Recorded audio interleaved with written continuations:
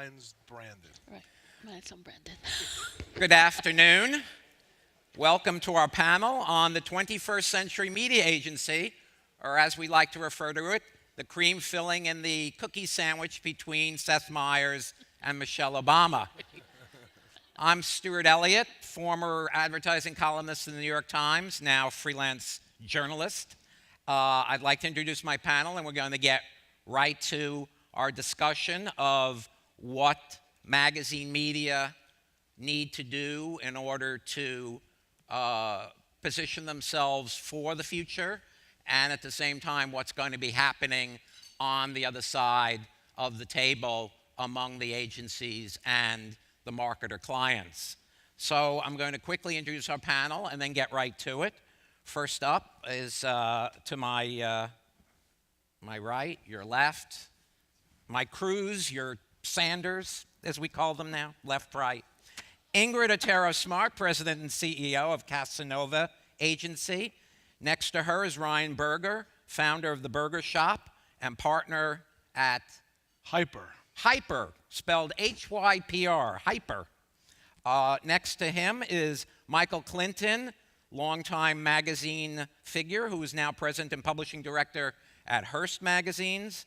And next to Michael is David Verklin, longtime media figure who is now managing partner, VFL Investment and Advisory, and a senior advisor to the Boston Consulting Group. We're going to get right into it with our magazine maven, Michael, which is alliterative.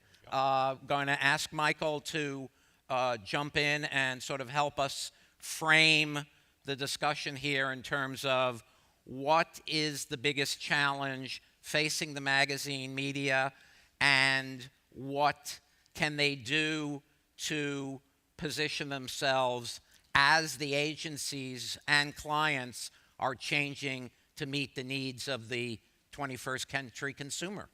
Thank you, Stuart, and hello, everybody. Great to be here. I think that, one of the things that we like to say is that the media world, the magazine media world in general, has positioned itself for the future. And I think many of us who are in this room have moved at warp speed to change and innovate across our various platforms. So I was talking to David earlier, in the days once upon a time when we all went in and talked to executives about print. Today we talk to them about print and digital and video and our social media channels and, all of the above. The challenge is that on the agency side of the world, while we have changed and we now have a suite of offerings, the agency world still has not structured itself to look at it holistically. This discussion of media agnostic, when you still go into an agency, it is still very, very siloed. Now, that's not with all agencies, but what happens is the magazine media, which has great offerings in the digital space and so forth, gets ghettoized, and we've heard the expression, a pubco. So you're a pubco, I'm a digital agency, you're a pubco, I cannot look at you for solutions because I have to go to a digital company. And that is, when we think collectively of all the work we've done digitally and on the social media channels, et cetera, I believe that still in the ecosystem we are being handicapped because we have so much to bring to the party in terms of our assets, but we can't get that story out. So I'd say a lot of it's a structural issue, an organizational issue. I'd love to hear what some of my fellow panelists, Ingrid, might say, or others. I would agree with you, Michael, on that. I think in our space, in the Hispanic marketing space, Casanova is a marketing agency that specializes in the Hispanic market. In our space, very few of us really pulled out the media out of the creative part of the agency. So we still look at it from a holistic, integrated form.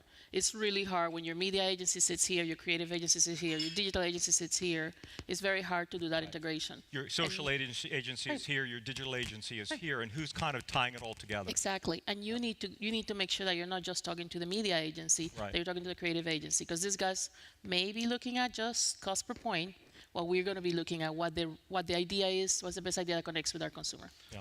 Yeah, and I would just add that it's the same stuff that I sort of have grown up seeing, which is everyone's at the table and everyone thinks they own the same piece of a pie. Everybody's battling as margins and fees are being squeezed. I mentioned Hyper. Hyper is sort of the largest search engine database for influencers, and we're working with a lot of publishers today, Thrillist, Timing included, where brands and agencies are coming to us and saying we want to go directly to the creators, directly to the influencers, as opposed to stopping at the agencies, which charge a whole set of fees and a whole set of sort of things that you need to get over before you actually go to the creators. So I'm on both sides of the fence, sort of growing up in the agency world and understanding how strong and powerful campaigns and great ideas are. But at the same time, everyone is fascinated with being part of word of mouth and culture, and that's what we're seeing today at Hyper. David, from your perspective, where is this going to come out, at least in the short term, if not the long term? Yeah, hello everyone. It's so nice to see so many familiar faces in the audience. I speak for the big agencies.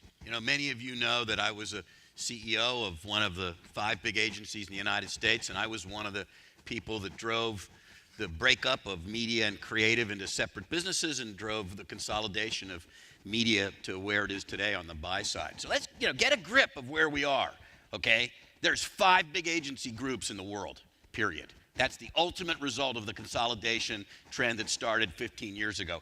In the US, I could argue there's 6 big buyers of media: Omnicom, WPP, Publicis, Dentsu, Aegis, Interpublic Group, and I think you have to throw Bill Koenigsberg and Horizon Media, the largest independent, into the marketplace, and that's the marketplace. And like it or not, 85% of all television is bought by those 6 companies.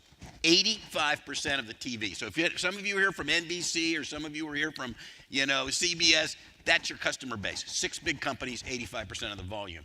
On digital, those 6 companies do 50% of the digital volume in the United States. So they're a force to be reckoned for. That said, Michael is correct. There just has not been as much change and evolution on the big agency side to date as what's happened in magazine media. I actually am somewhat optimistic because I think 2016 and 17 you're going to see a leadership change. And I really think we're in the midst of a major change in leadership in the big agency holding companies. Starting at the very tippy top, I think you're going to see changes at the CEO level, at least 2 out of 3 of the top big holding companies. Will the new CEOs have a different perspective, or is it going to be just somebody coming up from the ranks who has been doing everything the same way now for the last 20 years? It's a great question. If a guy like me or a person with media credentials could easily end up. There's never been the CEOs of the holding companies are all CFOs. They all came from finance, right? Or some creative. Most were deal makers. And I think there's a chance we'll see a media person at the top of a big agency in the next 18 months, or a person with media credentials. Scott Kaufman, who's the new CEO of MDC, certainly a second-tier player in the space, came up from in the media side of the business. So I think there's some change there. But on the other hand, the agenda at the big agencies in 2016 is really full, and it's not pretty, right? We went through $30 billion worth of media reviews in the last 6 months. What happened? People just moved from one big holding company to the other big holding company, right? I mean, L'Oreal goes to Media Edge, and Johnson & Johnson goes back to and Procter, gets rid of Starcom and moves to OMD. They now have buying and planning being done at OMD and at my old shop at Cara. So lots of movement, but just from one chair to another. There is a way that there has been disruption in this space, like there is in everything that's going on in the world today.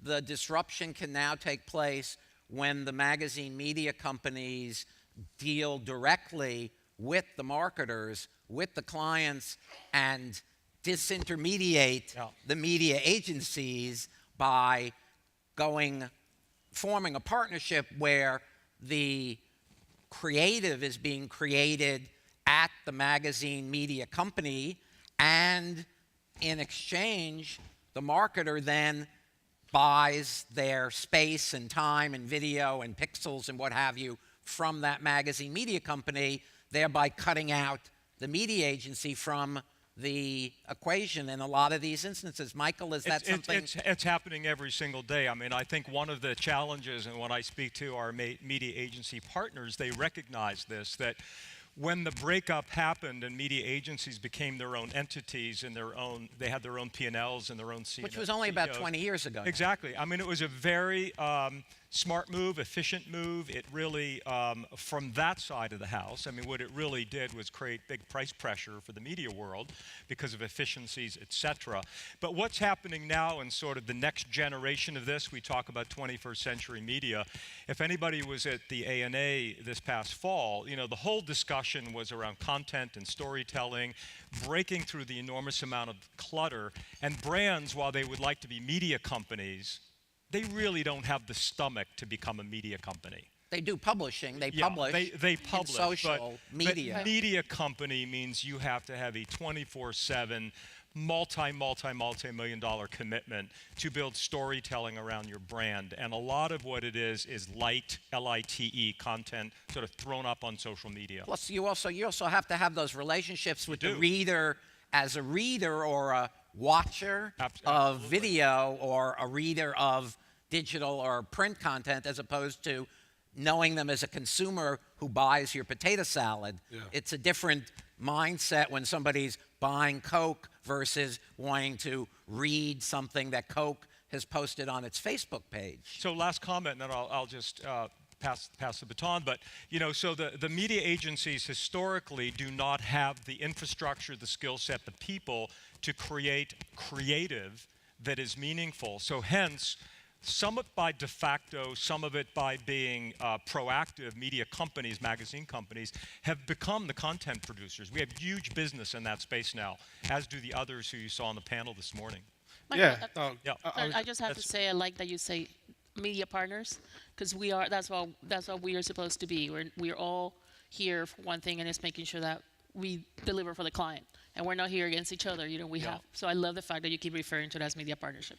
Yeah, no, I mean, I was talking to Michael back in the green room about this whole idea of the idea still being the king, and everybody talks about content being king, and it certainly is. But that's where the whole imbalance is set right now, right? Because the media agencies are, when I was growing up, they got the last 5 minutes to speak in a meeting. Now they start with a meeting. But it's the ideas that, from a creative standpoint, agencies are still so incredible at creating.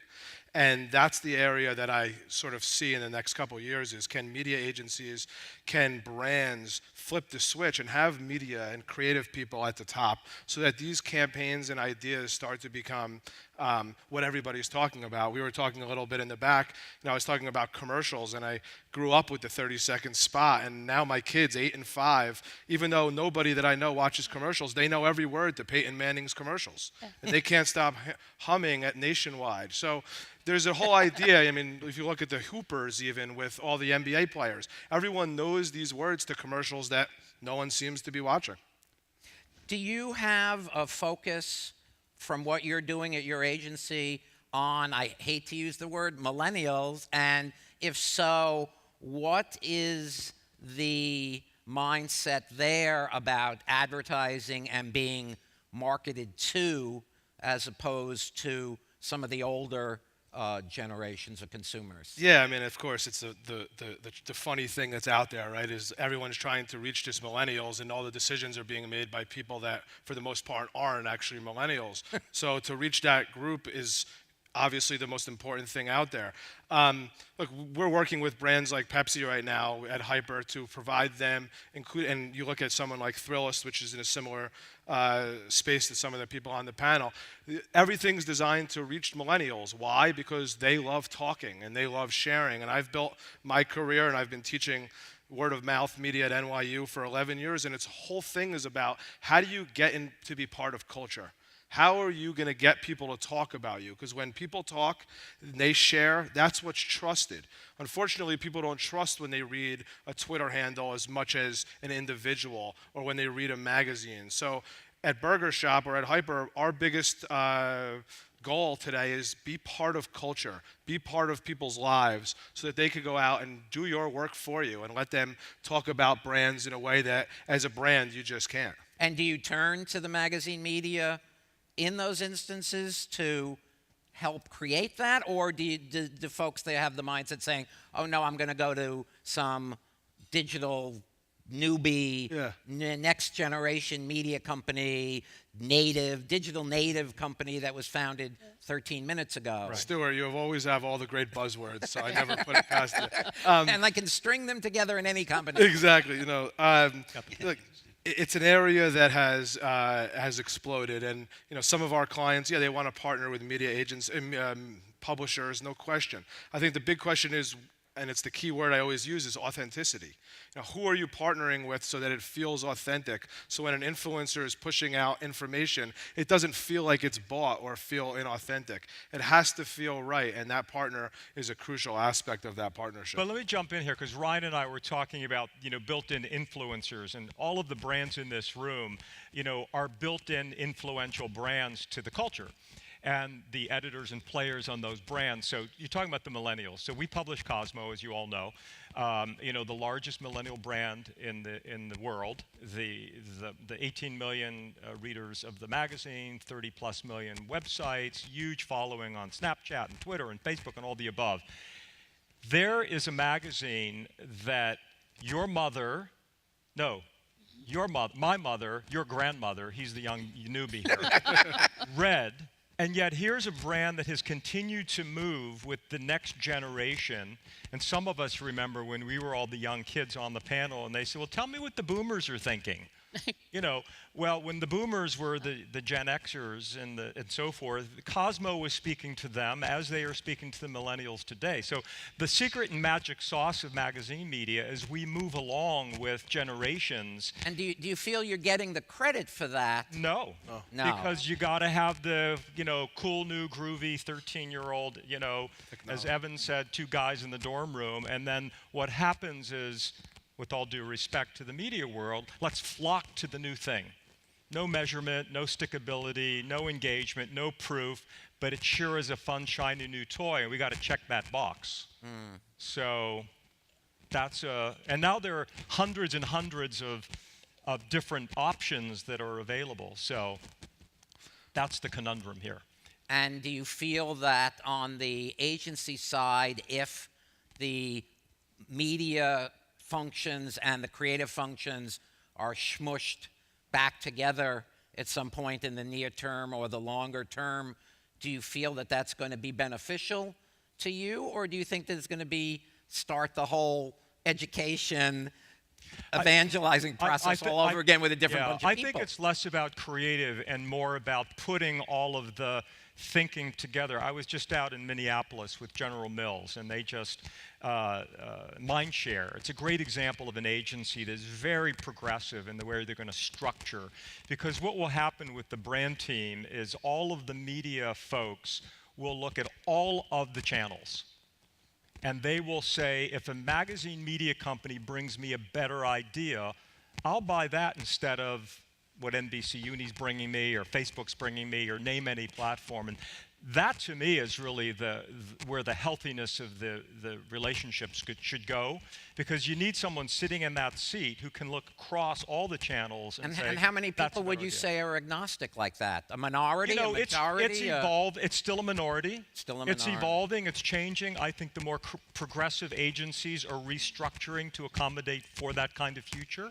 So you guys have to hang on. That will bring. Tight well, we have to push. We have to push that idea. Right, but you have to push that because our offerings then get a better view than just sort of being pubco. Right. Well, and let me add a bit to that. Oh, if I could just interrupt for 1 second, Ingrid, I wanted to ask, playing off the millennial aspect, in terms of reaching consumers, multicultural consumers, which is such a big component of the millennial marketing challenge. There are obviously issues there. And did the media function, you're saying the media function and the creative function wasn't separated out as much in the multicultural agencies as it was in the mainstream agencies. So for whatever reason, you guys are in a better place now, having that stuff back under, you don't have the need to put it back under the same roof because it's always been under the same roof. Can you talk a little bit about what advantage that gives you and how you're trying to press that advantage? Sure. And not every, I mean, we didn't break it apart. Some of our clients did. So for some clients, we do plan and place media. For others, we don't. Actually, what we're doing in all the media pitches is going back and going after the planning part, because we know we can't compete in the buying area as well as other agencies could. So we really go in and say, let us do the thinking, let us do the strategy, let us come up with those integrated ideas, and then we hand it out to the buying partner. Going back to what you asked about millennials, we can't talk to millennials, we can't reach millennials without talking to multicultural. We are a significant part and a growing part of that segment. And the one thing that we remind our clients and our partners is it's not just about language. When we talk about Hispanics, we can't just say, oh, well, I don't have a Spanish language publication, I cannot reach Hispanics. It's really more about culture and making a real connection and engagement with that consumer. Language is a big part of it, but it's not the end all of it. So did I answer your question? Yeah, and you're finding that the marketers are becoming more receptive, or there's still a lot of banging against the door that you have to do? There's still a lot of banging, but I think the smarter marketers do get it. The one thing that's fascinating, I find, is the overwhelming adoption of mobile among multicultural consumers, more so than among mainstream white, quote-unquote, consumers. And the positioning that you folks have in this field, whether by accident or on purpose, is advantageous. And again, I'm wondering if that's something that's recognized by the marketers, by the clients, by the or do you have to still sell that? It's surprising how much selling we have to do in that area when you look at the numbers, because it's really that we skipped laptop usage and went straight into mobile. Right now, my phone is not in my hands, and I'm having like tremors here. Our segment over indexes on use of mobile marketing, yet so few marketers are really playing in the space when it comes to Hispanics in particular. That's very hard to sell it, because the first question is, show me a case study. Who else has done it? What are the results? And really our point is there's very few case studies, if any, but the cost of entry is so small and all the data is there. Let's go for it. Let's test it. Right, and the magazine media companies are offering mobile solutions to the marketers. Right. But you're saying, Michael, you don't feel that you guys are getting the acknowledgement for that as much as you ought to be. Sometimes the mobile buying team is over there, disconnected from the bigger discussion. Yeah, I guess I feel like the big agency's getting a bit of a bad rap here. I guess I would to give some practical advice to those of you in this audience that are out there trying to make deals, drive business, and drive more revenue. I would tell you a couple of things that I think are important. One is there's only 6 big customers. I would argue 2016 is a great time to relook at each agency. There's only 5 of them, right? Or 6 if you count Horizon in the United States. This is a great time to reestablish top-to-top relationships, and there's new management coming in all over the place. In all these agencies, there's a generational change. So I would argue 2016 is going to be a year of transition. I'm actually quite bullish on the agencies over the longer term. 2016 is going to be a year of transition as they deal with the transparency issue, which has been huge, enormous margin pressure, because these companies are now, remember, when you guys first started calling on media departments, they were the back end of the business. Today, you're calling on companies that are bigger than you are. Okay? I mean, you look at the media agencies, they're bigger than many of the publishing companies today. I mean, from a revenue standpoint. Yeah. They're massive organizations. My company's got 1,000 people in New York. It's trying to manage General Motors across the entire planet. Okay? There's new agencies being set up every day. Hyundai's just created Canvas, which is another new attempt for a global single agency. So I guess what I'm saying is we're in the midst of a major transition, and I would argue it's a great time for the magazine media business to kind of take a step back, take a deep breath, and then go back at it and reset new relationships with the big agencies. I will say, though, that you're a bit ahead, but they're gaining. And I'll tell you something, the CEOs I talk to at the media agencies, they're pretty confident. They feel pretty good, you know. The business is good. Zaxxas, you know, the trading desk of WPP, that's $1 billion business. Yeah. Okay? Yeah. So, I mean, I know it's hard. I know it's hard. You're dealing with massive organizations. But I would hope every company in here is organized that has a team by holding company. I think every seller today has to have a Dentsu Aegis team, an Omnicom team, a WPP team, and you could spend, you know, Google's structured that way, as is Facebook. So I'm sure you're all structured that way. All right. So on that semi-quasi-optimistic note, I think we're going to conclude. I thank you all so much for listening, and please thank the panel. Thank you.